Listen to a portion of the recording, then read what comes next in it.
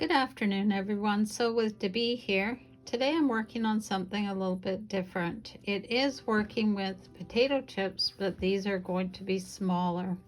These measure 1.5 inches wide by 2.5 inches high. And what I'm going to be doing is some sort of border with them. So what I need to do is pair them up in sets. I will need for this project 128 pieces, which will make 64 sets.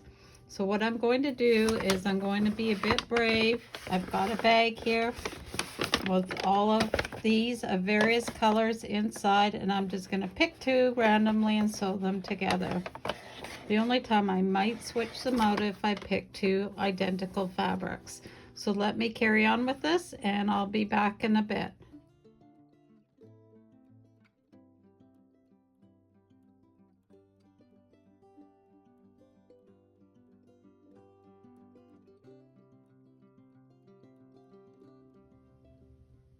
Okay, there. It took me over an hour to sew these all together.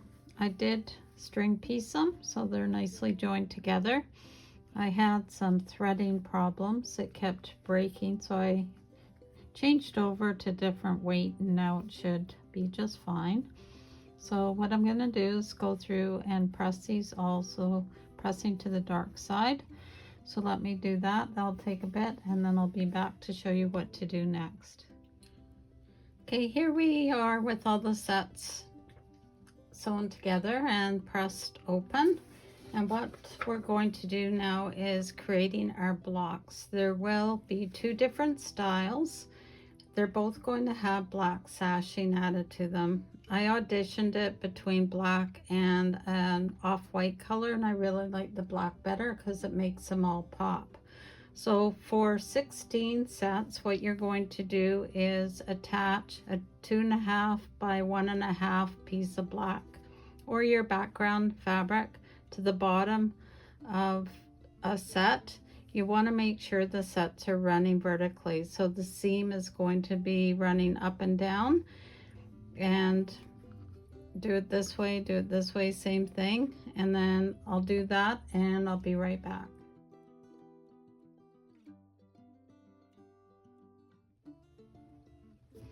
Okay, now, so I have all the blacks sashing stitched on to the 16. So next I'm going to take the others that do not have the sashing and I'm going to turn and add to the end of each black a set that is facing horizontally. So it's going to look like this. So you have one part facing up, and then on the bottom you're going to have one facing the other. This one is just flipped the other way, but again vertical, and then when you join it, it's going to be a horizontal. So I'll go ahead and do that to all these, and then I'll be right back.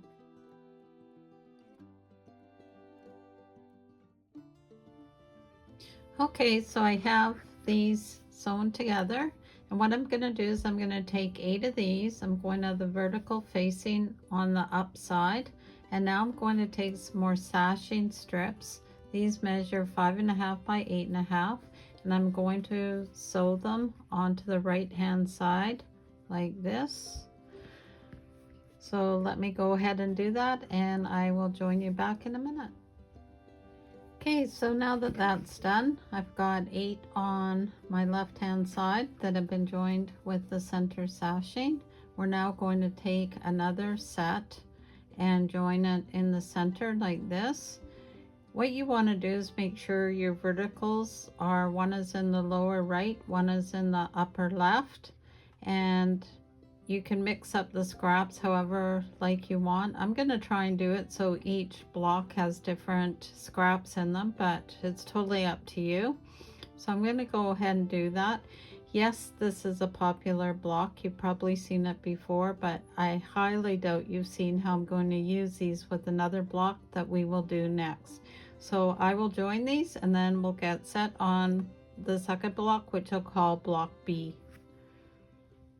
Just going to show you a tip that I do for joining these together, so when you open them up they're reasonably lined up. Is one thing I do is I take when they're right sides together, I take the seam from the other and I line it up here. And then I double check here, and I do pop one pin in just to keep it in position while it's going through the feed dogs. So then when you open it up, it all matches and works out just perfectly. So that's just a quick tip. Okay, here's an oops. In the beginning of the video, I told you to join together a certain amount of sets, 64 of these. We actually only need 56. So I need to have a total of 16 singles. So I'm going to go ahead and separate these, and then I'll show you the next step.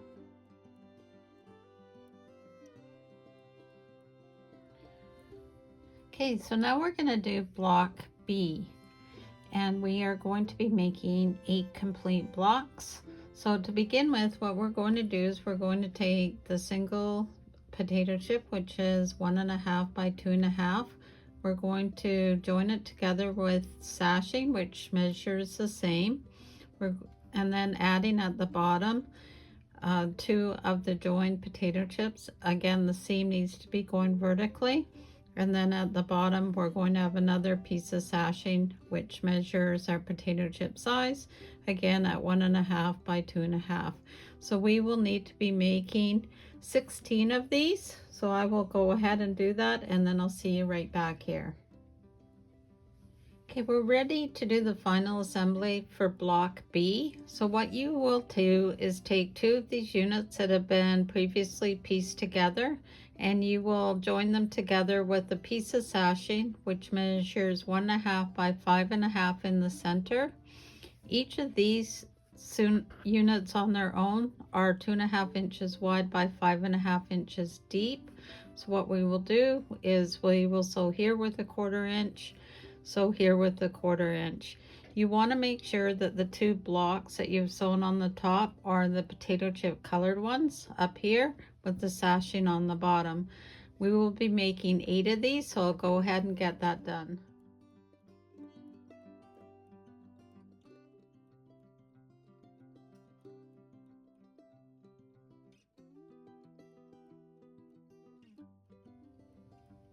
Okay, this is what block B looks like. I just have to show you with the ones I sewed together. Obviously I can't count, so I will update the information before I publish it. And my intent here is to take an A, a B, an A, a B, with the B's all facing the same way to create kind of a zigzaggy pattern. And this will actually be a border on an upcoming project that I'm working on. So I wanted you to see how this comes together before I go ahead and do that, because that would make a very long video. So again, so if we go around the corner by alternating, it goes something like that. I don't know if you can see it very well, but that's how I have it planned. So please like, share, subscribe, and leave me a comment on what you think of some of these videos I'm doing. I always like to hear from people. My email is sewwithdebee@gmail.com. Have a great day, and until next time, sew safely.